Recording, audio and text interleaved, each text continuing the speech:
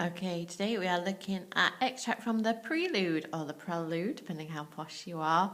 Important thing about William Wordsworth is that he is classed as a romantic poet. Now, unfortunately for me, that doesn't mean he's obsessed with love and romance, but rather nature. So this is a group, a movement of poetry and literature that was embracing the importance and value of nature, the natural world. And you can see that throughout this poem. So obviously it's a logical choice if we get a power of nature question in the exam. As I say, it's the extract from, it's part of a much larger poem. And this bit is recounting an experience as a young boy when he very dramatically stole a boat or went rowing in the middle of the night. An act of stealth and troubled pleasure. That oxymoron there, giving us a hint already that things are not quite as calm and tranquil as they would appear. His nose is doing something wrong. It starts very positive, this poem. We have this beautiful imagery here of small circles glittering idly in the moon until they melted all into one track of sparkling light.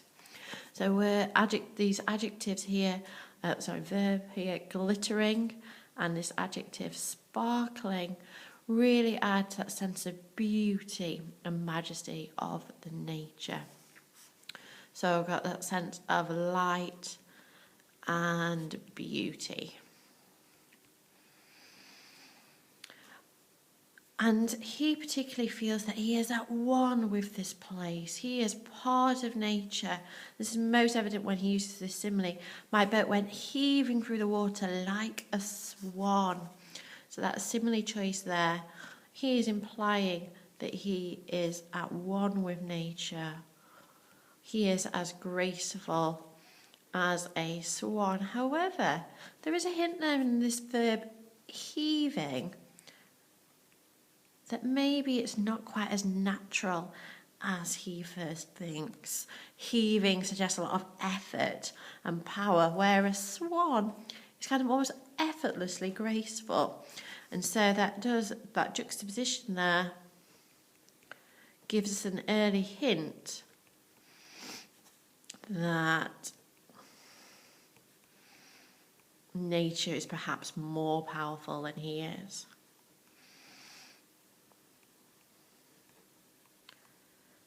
But everything's going well. He is like a swan, cruising through the water, when from behind that craggy steep, till then the horizon's bound, a huge peak, black and huge, upreared its head. Now, the language, given how this beautiful image all the way through, is deliberately simple. The repetition of that simple adjective, huge, is deliberately understated.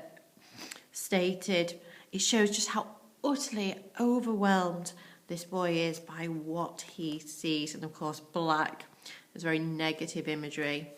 All right, suggesting it's violent or evil. All right, so we've got negative imagery. And we've got a simple repetition. But that is not because he couldn't think of anything better to put. Oh, I can't spell repetition today. But it shows that he is overwhelmed by what he sees. Now, why does he find that mountain so very shocking? Part of it is the unexpected nature of it coming behind the horizon.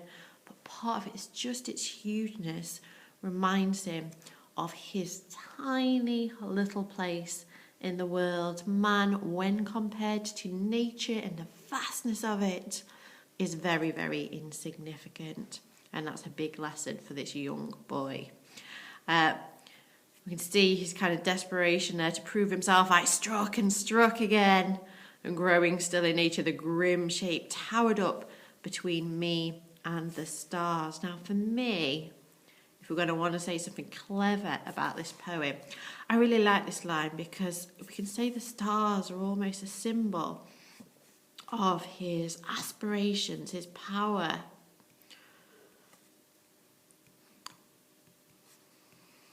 Man's dream of immortality, of greatness. And that mountain, nature, stands in its way. It's towered up between me and the stars. It stood in the way of his views of its own greatness. So that's really symbolic for me. At the end of the poem, we've really shifted here. We talked earlier about these images of light, glittering, sparkling, but now they're hung a darkness. So we've got a complete contrast to earlier in the poem, sorry. Now he's really affected. Now everything has lost its kind of glitter. It's really probably more lost its innocence, I think, that he had initially.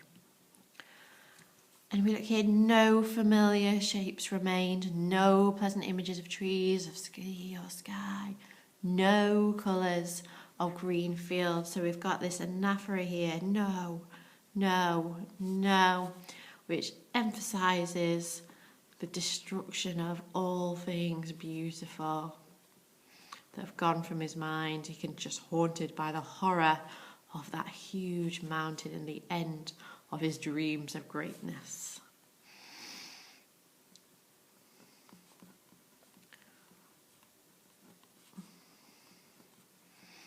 So it's his innocence, the beauty of this place has disappeared, and instead what remains in his mind, those huge and mighty forms that do not live like living men, move slowly through the mind by day, and were a trouble to my dreams, is utterly haunted by that memory of that terrifying mountain and his reality for what it means to him as a young boy.